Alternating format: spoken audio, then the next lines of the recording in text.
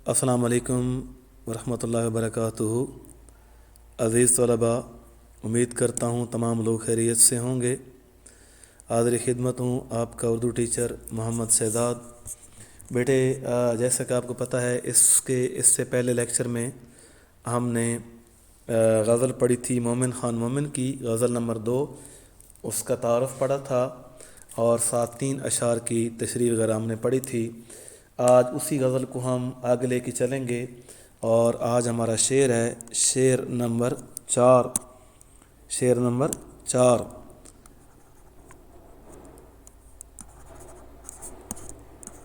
शेर नंबर 4 हमारा चौथा शेर है। बेजार जान से जो ना होते तो मांगते, बेजार जान से ना होते तो मांगते, तो मांगते। आप इस शेर को नोट करेंगे। शायद शिकायतों पे, शाहिद या शाहद भी कह सकते हैं, शायद शिकायतों पे तेरी मुद्दाई से हम, मुद्दाई से हम। सबसे पहले हमने लिखना है इसका मफ़हूम कि मफ़हूम क्या है। शायर कहता है हम अपनी जान से, हम अपनी जान से बेजार ना होते तो, बेजार ना होते तो रकीब से तुम्हारी शिकायतों के हवाले से, रकीब से तुम्हारी शिकायतों के हवाले से गवाह तलब करते, गवाह तलब करते। अब इस शेर में हमें गुरेज और फ़रार का रवैया नज़र आता है। शायर कहता है कि महबूब की तरफ से मिलने वाले सितम और जफ़ाएं बर्दाश्त करके हम अपने आप से भी बेजार हो गए हैं, और जब हमें ये पता चला कि रकीब ने हमारे बारे में तुम्हें बदगुमान करने की कोशिश की है और तुमने भी उसकी बातों पर यकीन कर लिया है, तो मुझे ये जानकर बहुत सदमा हुआ। इंसान जिससे ताल्लुक़ खातिर इस्तवार करता है उसकी बेरुखी और बेनियाज़ी बर्दाश्त करना बहुत मुश्किल काम होता है। इसलिए आशिक कहता है कि मैं चूँकि ज़िंदगी से बेजार हो चुका हूँ, इसलिए ना तो मैं किसी किस्म का सबूत तलब करूँगा और ना ख़ुद को बेगुनाह साबित करने की कोशिश करूँगा, क्योंकि हम अपने अंजाम से बेनियाज हो चुके हैं। हम मुद्दई से भी किसी किस्म का मुतालबा नहीं करते कि वो अपना मौक़िफ़ साबित करने के लिए सबूत पेश करे, बल्कि हंसी खुशी महबूब के हाथों मरने के लिए तैयार हैं। बकौल शायर, यहाँ पे ये शेर मैं लिखूँगा, आपने बेटे इस शेर को इसकी तशरीह में ज़रूर लिखना है। कहता है वो जो रूठें यूँ मनाना चाहिए, वो जो रूठें, वो जो रूठें यूँ मनाना चाहिए, यूँ मनाना चाहिए, ज़िंदगी से रूठ जाना चाहिए, ज़िंदगी से रूठ जाना चाहिए। अब जैसे तैसे भी है, हमने अपने महबूब को हर हाल में मनाना ही है, चाहे हमारी ज़िंदगी क्यों ना चली जाए, हम अपनी ज़िंदगी से क्यों ना रूठ जाएं। इसके साथ एक और आप शेर लिखेंगे। ये बातें झूठी बातें हैं सब लोगों ने बनाई हैं, तुम इंशा जी का नाम न लो, क्या इंशा जी सौदाई है। बकौल शायर, इसको मैं आपके सामने लिखता हूँ, आपने नोट करना है। ये बातें झूठी बातें हैं, ये बातें झूठी बातें हैं सब लोगों ने बनाई हैं, सब लोगों ने बनाई हैं, तुम इंशा जी का नाम न लो, तुम इंशा जी का नाम न लो, क्या इंशा जी सौदाई हैं, क्या इंशा जी सौदाई हैं। सौदाई का मतलब होता है फ्रॉड करना। कहते हैं कि ये बातें सारी झूठी बातें हैं, ये लोगों ने बनाई हैं। तुम इंशा जी का, तुम मेरे महबूब का क्यों नाम लेते हो, मेरा महबूब को सौदाई है, ऐसा बिल्कुल भी नहीं है। ये यहाँ पे मैं इसको ख़त्म करूँगा शेर नंबर 4 को। आगे चलते हैं शेर नंबर 5 की तरफ।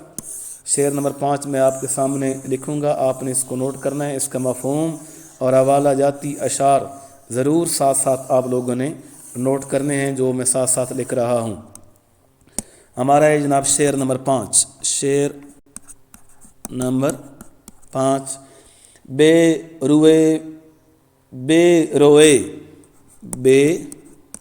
रोए मिसले अबर न निकला गुबार दिल, मिसले अबर ना निकला गुबार दिल, बेरोए मिसले अबर ना निकला गुबार दिल। कहते थे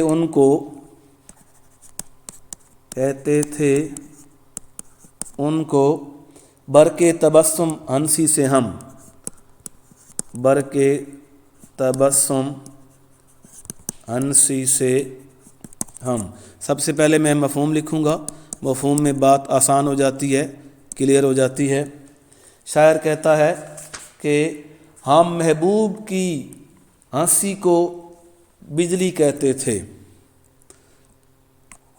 हम महबूब की हंसी को बिजली कहते थे। वो हमसे रूठा तो जब तक, वो हमसे रूठा तो जब तक हम अबर की तरह न रोए, हम अबर की तरह ना रोए, हमारे दिल का गुबार ना निकला, हमारे दिल का गुबार ना निकला। कि हमारा महबूब जब हमसे रूठा तो फिर हम बादल की तरह, अबर कहते हैं बादल, बादल की तरह रोए, बरसे, हमारी आँखों से आंसू बरसे। और जब तक हम सही तरह न रोए उस वक़्त तक हमारे दिल का गुबार नहीं निकला। मोमिन इस शेर में कहते हैं कि हम महबूब की मुस्कुराहट को मजाक में बिजली कहा करते थे। हमें ये बात मालूम न थी कि हमारा ये मजाक हकीकत का रूप धार लेगा और हम खुद इस बिजली का शिकार होकर दर्द व गम में मुब्तला हो जाएंगे। बकौल शायर, यहाँ पे मैं एक शेर लिखूँगा, आप भी इसको नोट करेंगे। शायर कहता है, मेरे रोने पर जो उसने हंस दिया, मेरे रोने पर जो उसने हंस दिया, बर्क चमकी, बर्क कहते हैं बिजली को, बर्क किसको कहते हैं, बर्क बिजली को कहते हैं। बर्क चमकी, अब्रे बारां थम गया, अब्रे बारां थम गया, अब्रे बारां बरसने वाला बादल। जब बिजली चमकी इतनी ज़ोर से, कड़क से, कि बरसने वाला बादल जो है वो थम गया।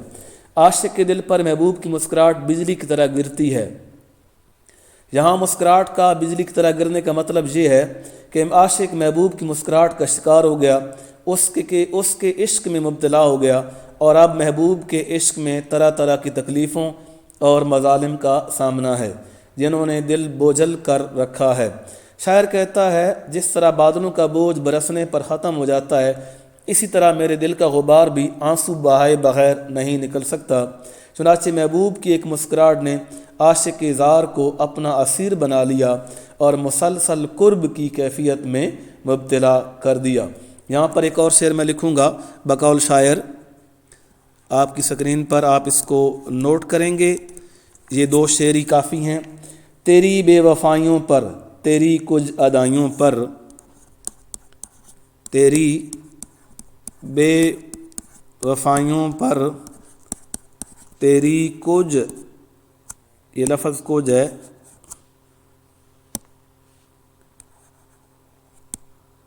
کچھ ادائیوں پر کبھی سر جھکا کے روئے، کبھی سر جھکا کے روئے، کبھی منہ چھپا کے روئے، کبھی منہ چھپا کے روئے۔ اس کے بعد ہم چلتے ہیں شعر نمبر 6 کی طرف۔ یہ غزل کا سیکنڈ لاسٹ شعر ہے، شعر نمبر 6۔ کیا گل کھلے گا،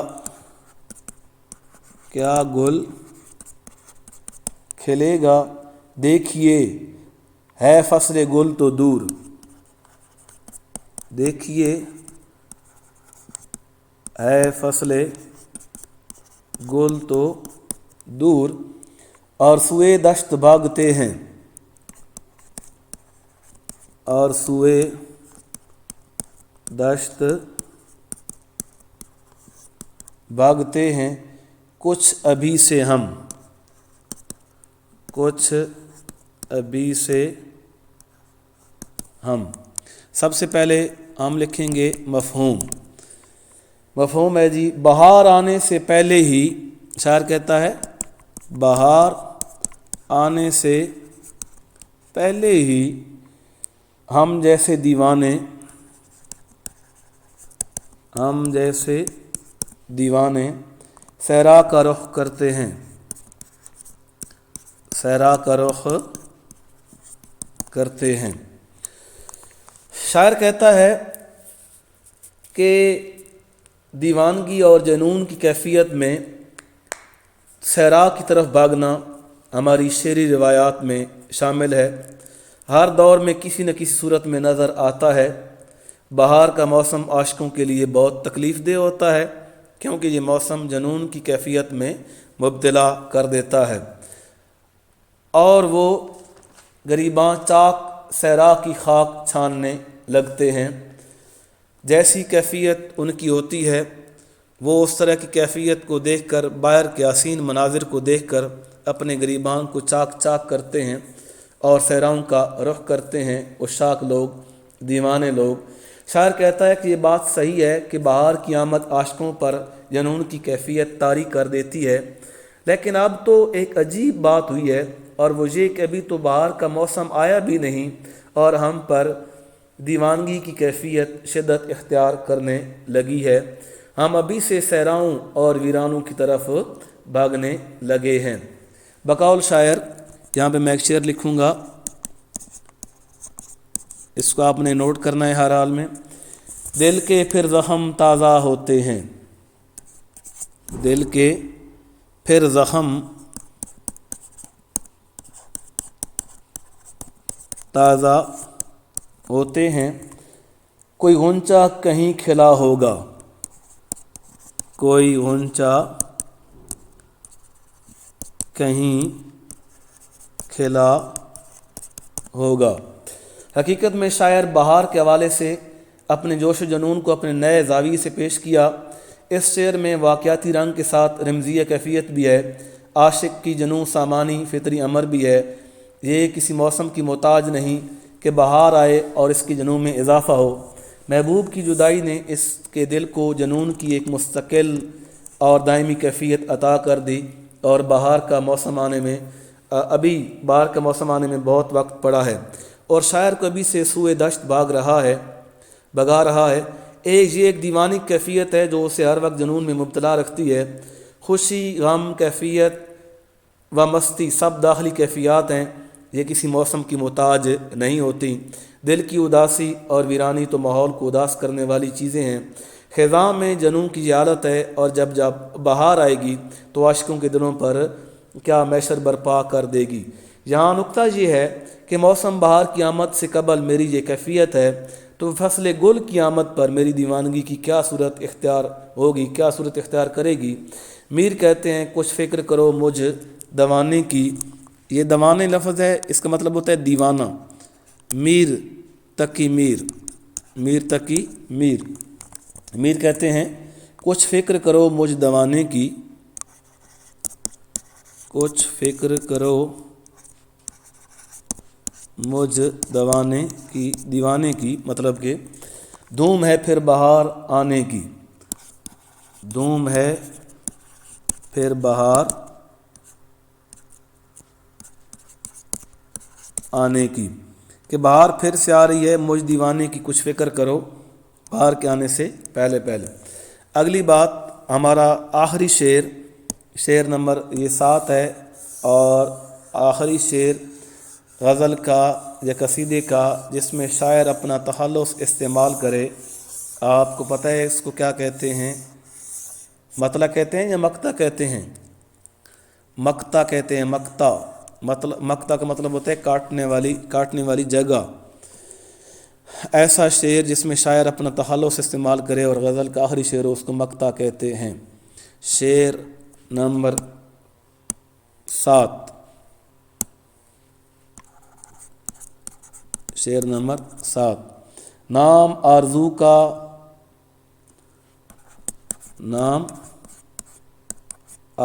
کا تو دل کو نکال لیں،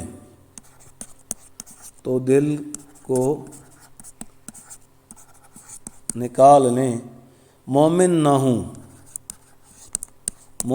ہوں جو ربط رکھیں بدعتی سے ہم، جو ربط رکھیں بدعتی سے ہم۔ یہ آخری شعر ہے اور بڑا آسان شعر ہے۔ پہلے میں اس کا مفہوم لکھتا ہوں۔ بدعتی کا مطلب کیا ہوتا ہے؟ بدعتی کہتے ہیں دین میں اپنی طرف سے کوئی نئی رسمیں نکالنے والا، اس کو بدعتی کہتے ہیں۔ ربط ہوتا ہے تعلق، میل جول، بدعت دین میں کوئی نئی رسمیں نکالنے والا۔ شاعر کہتا ہے کہ ہم سچے مسلمان ہیں، ہم سچے مسلمان ہیں، ہم ایک بدعتی سے کوئی تعلق نہیں رکھیں گے، ہم ایک بدعتی سے کوئی تعلق نہیں رکھیں گے اور اس کا نام زبان پر نہیں لائیں گے، اور اس کا نام زبان پر نہیں لائیں گے۔ میں مختصر انداز میں آپ کو بتاتا چلوں، آسان لفظوں میں۔ مومن خان مومن کہتے ہیں کہ انسانی دل خواہشات کی امواج گاہ ہوتا ہے، ہر پل نئی سے نئی خواہشیں پیدا ہونے لگتی ہیں، ایک خواہش کی ابھی تکمیل نہیں ہوتی کہ دوسری سر اٹھانے لگتی ہے۔ مومن نے اپنے دل کو بدعتی قرار دیا، اپنے دل کو بدعتی قرار دیتے ہوئے کہتا ہے کہ اگر ہم اس بدعتی دل سے ربط رکھیں تو ہم مومن نہ ہوں۔ میں مومن ہی نہیں ہوں کہ اگر میں اپنے دل سے کوئی تعلق رکھوں۔ اگر میرے دل میں کوئی نئی خواہشات پیدا ہوتی ہیں تو بالکل بھی میں اپنے دل کو اپنے اندر نہیں رکھوں گا، بلکہ اس کو باہر نکال کے پھینک دوں گا۔ یہاں مومن تخلص کو بہت خوبصورتی سے استعمال کیا۔ آتش کہتے ہیں شگفتہ رہتی ہے خاطر ہمیشہ، کنات بھی بہار بے خزاں ہے۔ تو اس شعر کا عمومی مفہوم یہ ہے، چونکہ یہ غزل مولانا فضل حق خیر آبادی سے خلش دور ہونے کے بعد لکھی گئی، اس لیے یہ شعر خصوصی پس منظر کا بھی حامل ہے۔